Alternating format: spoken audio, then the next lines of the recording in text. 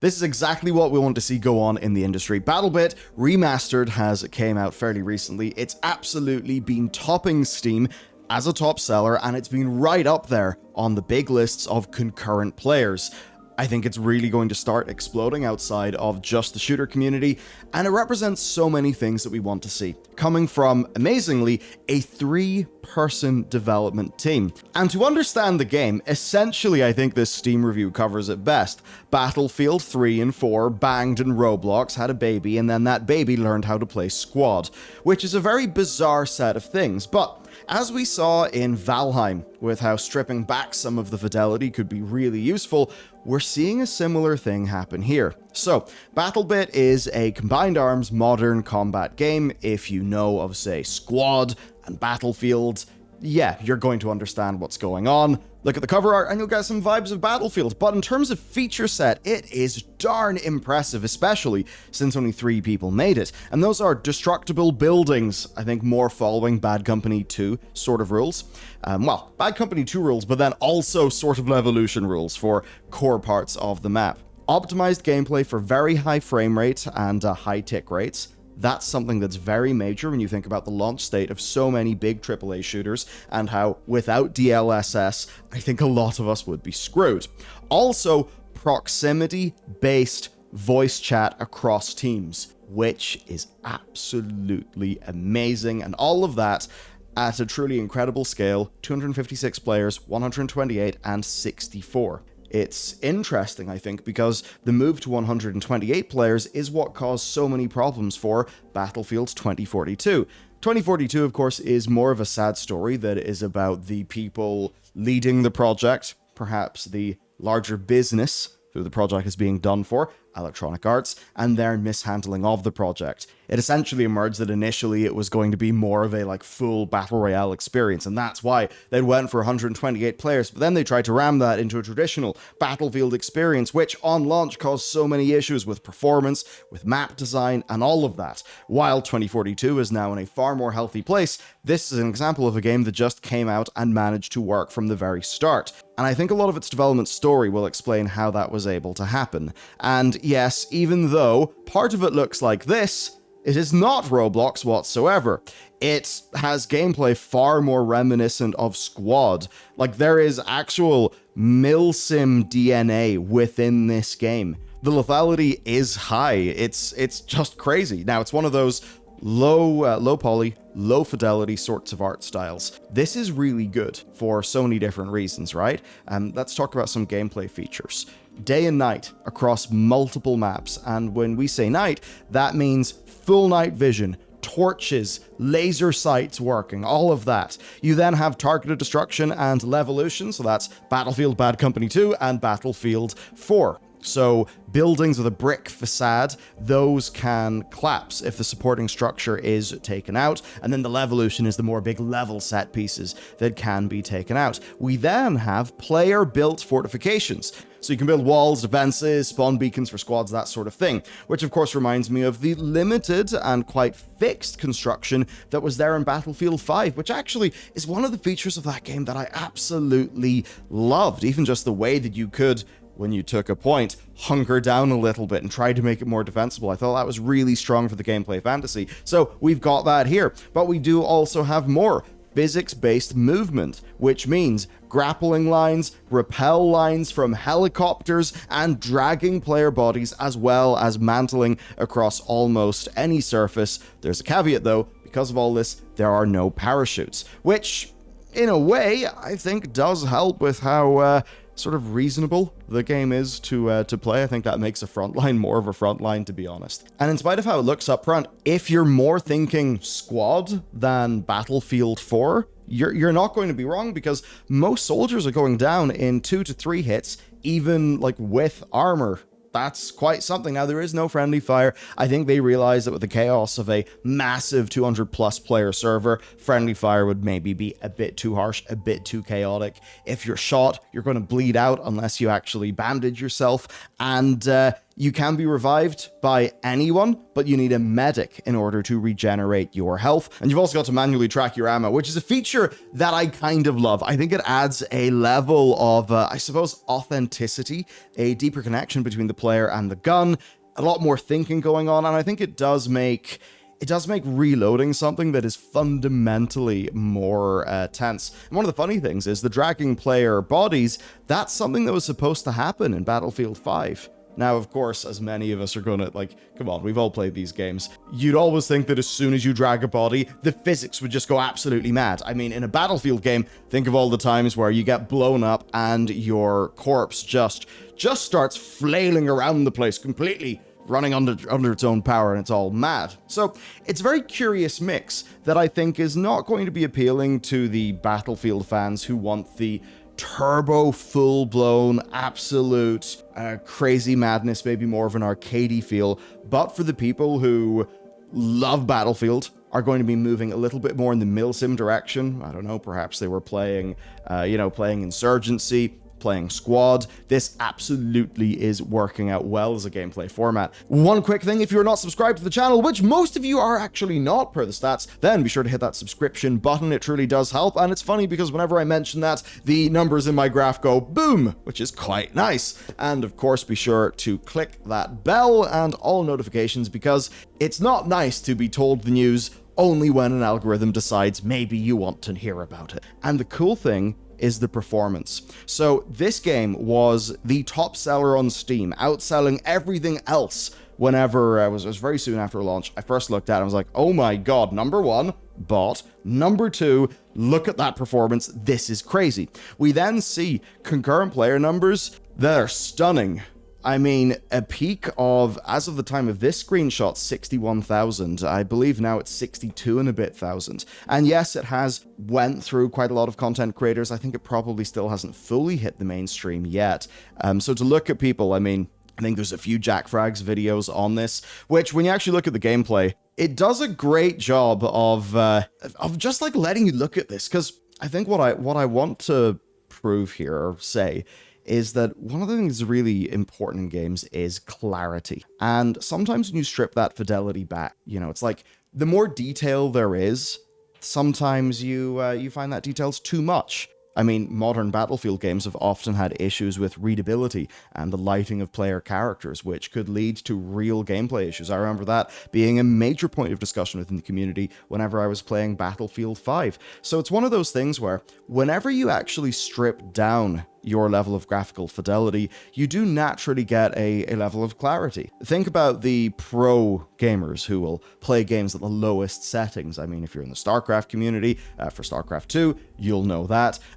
This one's a bit cheesy, but I even remember when I was young, turning the shadows off in Battlefield 2 so that I could be a bit more effective in that one corridor when you're defending at Strike at Karkand. Still, looking at this, because you have that stripped back fidelity, number one, you get an excellent sort of level of readability for your game. There's less junk cluttering up the screen. I think those things actually translate to core gameplay very well. If you look at a game like, say, Valorant, those clean visuals, I think, are really important to how it plays.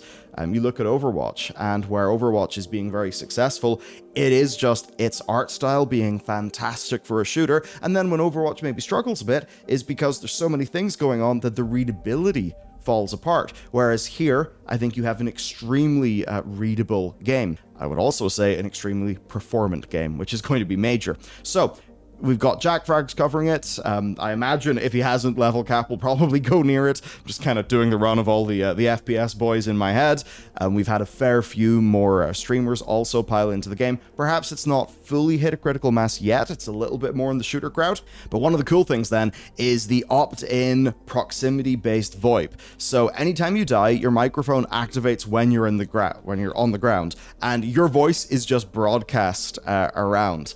Again, this is opt-in, so don't worry, you do have to turn it on. And what ends up being cool and leading to really just neat, shareable moments is the sorts of funny things that can happen. Like all the comedy, all the natural gold, whenever somebody gets downed and then everyone can hear them. Are they saying, hey, help me? Are they, have they died to some completely silly reason? It's one of those things that I think makes the game an inherently more social experience. I mean, even as time has went on, I'll start playing a game like Overwatch and I'll want to hop into my, like a Discord server, even my Warcraft Guild's Discord server, just to hang out. It's a naturally more social experience. That works for me. Getting that with proximity chat in a shooter reminds me of one of the golden eras of gaming, which was pre-party chat era.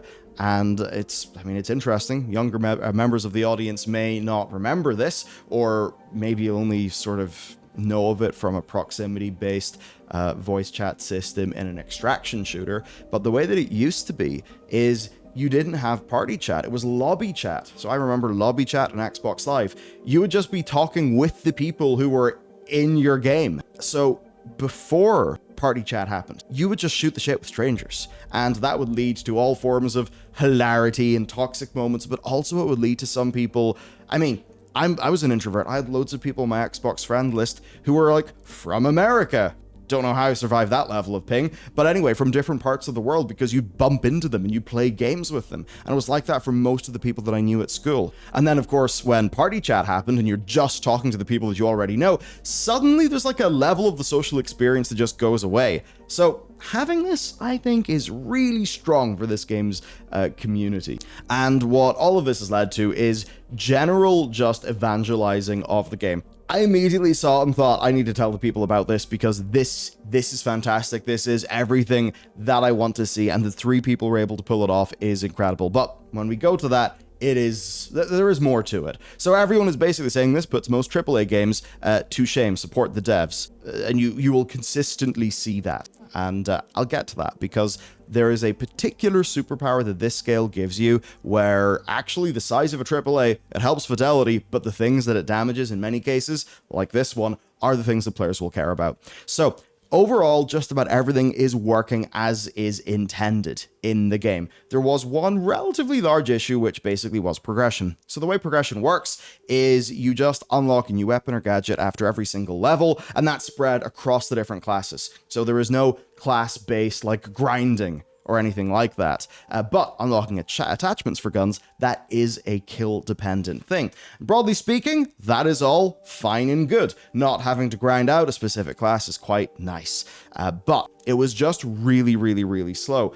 And that means it's no surprise that with the first update that they made only 3 days after launch, they adjusted progression, reducing the XP required for each rank by half. I mean, half. That is a ballsy move. I commend them for, having the stones to actually do that. So you might be wondering then, how can a company with hundreds of staff and millions of dollars, all the resources that you could imagine, in some ways you could even say all of this team didn't have, how on earth could they struggle while this team ends up being successful? And I think it's an interesting question because in many cases, it's not about the developers themselves. It's about the way that work is done and some problems that are inherent with scale, especially something called product market fit. And this is a game that had a lot of time to achieve product market fit. Indeed, there's a bit of memery that I think we should bring up. I want shorter games with worse graphics made by people who are paid more to work less, and I'm not kidding. Just the idea of you can have somebody who's being paid 120 grand a year, they are crunching 70 hours a week working to ship a AAA game, then that AAA game, it comes out, it looks nice in a screenshot, is a bit janky to play, and it just ends up not being a good release. And you're like, okay, you had all the graphics, all the time, all the money, all the blah blah blah, and it was screwed. So what happened here is actually this game was in development for 7 years, and it went through 5 major iterations. So there's a thing called product market fit. And in any startup, that's the thing that they want to achieve. They want good product market fit, and they want to have good unit economics. You get those 2 things, then you can think about scaling, right? Because then that means that you've got all the basics down, and you can go. If your unit economics are right, then the whole thing is financially viable. And based on, based on what your numbers are like, you can go bigger and bigger.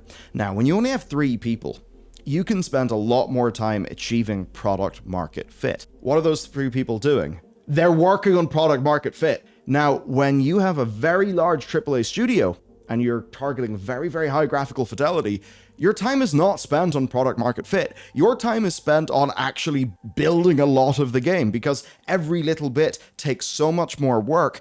And very importantly, it takes the work of large teams of specialists. Whereas with this, they can chop and change things, they can hack things together, they can do whatever they need to do. They're far more agile, and they are far less held back by a lot of things. As an example, if you don't have to do all of that graphical stuff, then your game's going to run better when you're actually playtesting it. You know, all of that's going to be easier. You're targeting just one very achievable level of visual quality. You are going to be able to test something that is closer to what the player will actually play far more quick than, say, playing a Battlefield game in a full gray box with, not with full animations, with, the weapons and all the stuff just not being done. Whereas with this, you keep it simple, you can focus on the things that actually matter. And if you do not achieve product market fit, you can just change things. And when you change things, that's kind of okay, because you're only taking up the time of a small group of people. Now, imagine a game struggling to achieve product market fit. It has a 3-year development cycle. Maybe you call it Battlefield 2042 or something like that as an example, where you have a very large team making it.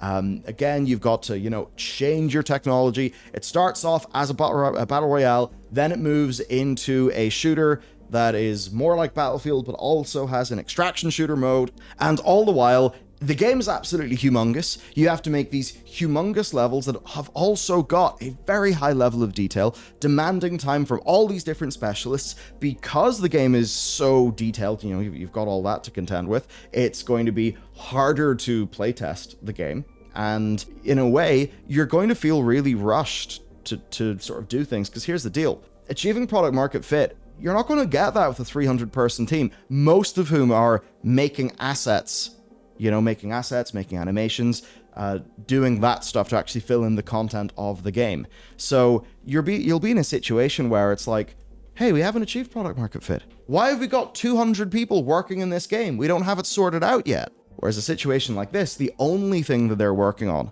is sorting it out. And I think that is one of the major differences we see, and one of the big weaknesses with scale. If you have a 300-person team, but the next thing is like a 30-person job, well, you could have issues. And it seems like that's the sort of thing that has plagued a lot of the AAA space. So here, it's like what they have done is extremely impressive. They have worked very hard for a very long time, right? So this isn't something of, god tier indies show up and exactly show the AAA how it's done. The AAA stuff is more problems that are inherent to scale, that are inherent to, what you feel like you're going to have to ship in order to sell a $60 or $70 game, maybe 5 to 10 million copies. That's not their goal. And that's why they're able to be more targeted and actually succeed in the ways that so many of us, actually want, which then is immediately why we think, 3 people just trounced AAA. In a way they did, because their force was more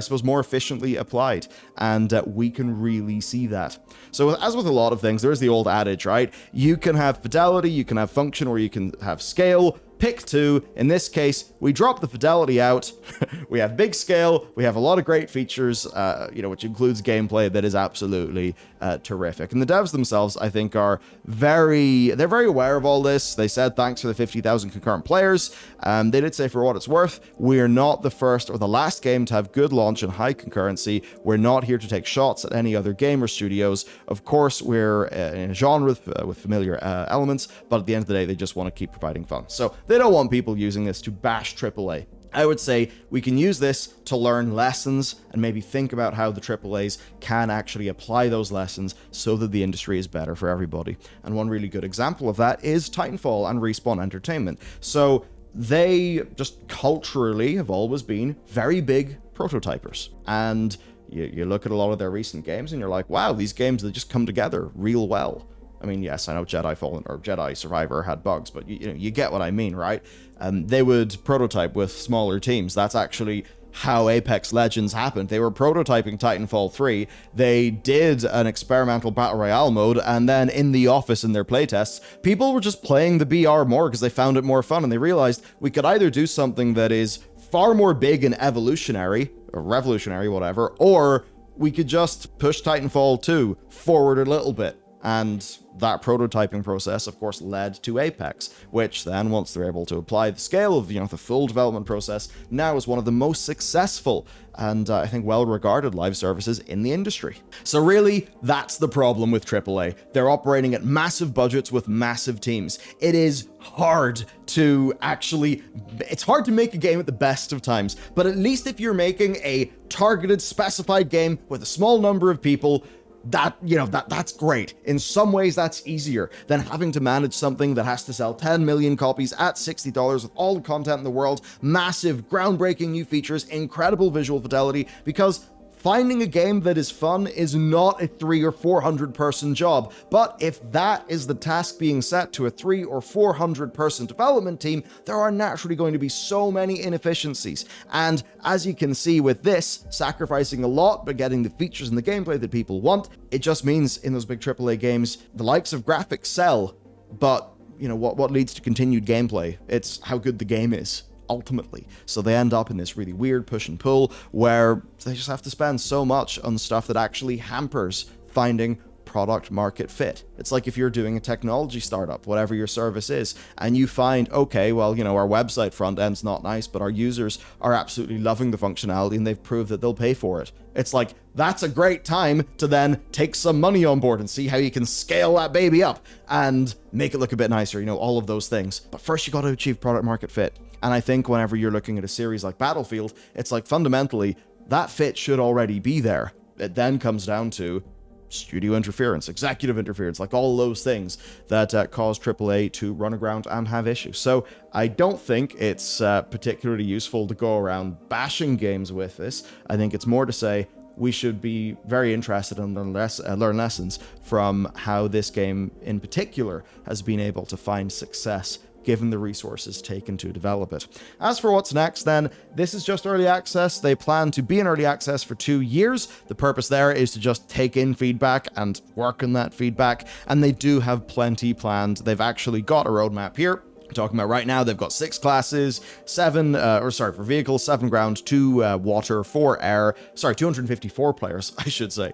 Weapon customization, 200 ranks, teamwork features, community servers, construction, VoIP, and there are 8 game modes with 39 weapons, 17 unique destructible maps with the shooting range. Then for the future, they're talking about quality of life, new vehicles, expand vehicle gameplay, no jets, new game modes for 254 player servers, new gadgets and improving the current ones, a milsim mode to go way more in for the milsim crowd, which I think would be pretty damn cool, and just some other features. Also 5 new weapons at release, future weapons, and they've teased 4 post-launch maps. So overall then, this is just a fantastic example of the best of game development actually going right, how these developers worked for 7 years to achieve fundamentally a vision of the game, a version of the game that then they could get into this releasable state, and by taking the time, working very hard, achieving product market fit, they have absolutely got a very well-deserved success